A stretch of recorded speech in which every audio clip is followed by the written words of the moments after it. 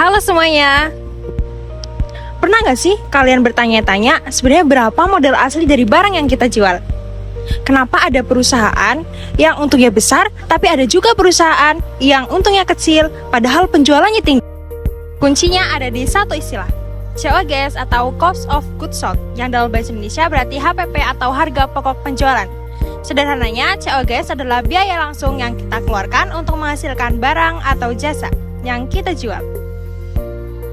Kenapa sih kita harus menghitung COGS? Nah, ada 4 fungsi utama kenapa kita harus menghitung COGS. Yang ke-1 yaitu menentukan harga jual. Kalau kita nggak tahu modalnya, kita bisa rugi nih, soalnya kita nggak memperhitungkan si COGS itu. Yang kedua, menghitung laba kotor. Selanjutnya, yang ketiga yaitu efisiensi produksi. Jadi kita tahu barang apa yang terbuang dengan sia-sia.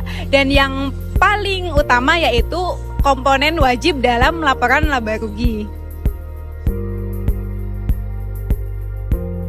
Nah, untuk COGS sendiri itu ada komponennya loh. Untuk komponennya itu terdiri dari persediaan awal, pembelian bersih, biaya bahan baku, dan tenaga kerja luar. Untuk rumusnya sendiri itu dari COGS sama dengan persediaan awal ditambah pembelian bersih dikurangi persediaan akhir.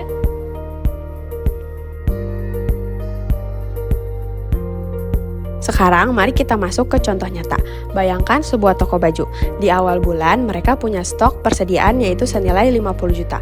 Kemudian setelah sebulan mereka kembali menstok senilai 120 juta. Tapi ternyata di akhir sisa stok itu hanya senilai 40 juta. Maka perhitungannya 50 juta ditambah 120 juta kemudian dikurangi dengan 40 juta yaitu senilai 130 juta.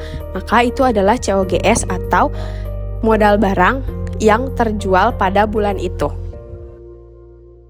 Banyak yang bingung, bayar gaji karyawan itu termasuk COGS nggak ya? Jawabannya enggak, karena COGS itu adalah biaya produksi, sedangkan gaji karyawan adalah biaya operasional.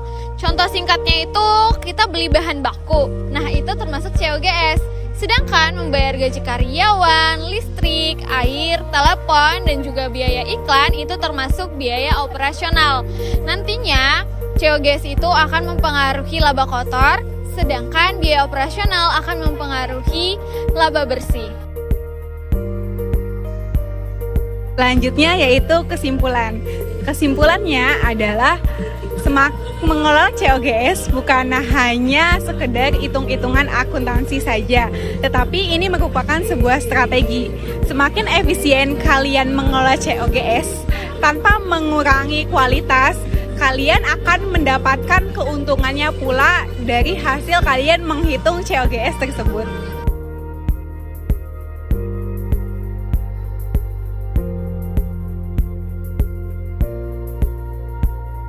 Lupa, bentar.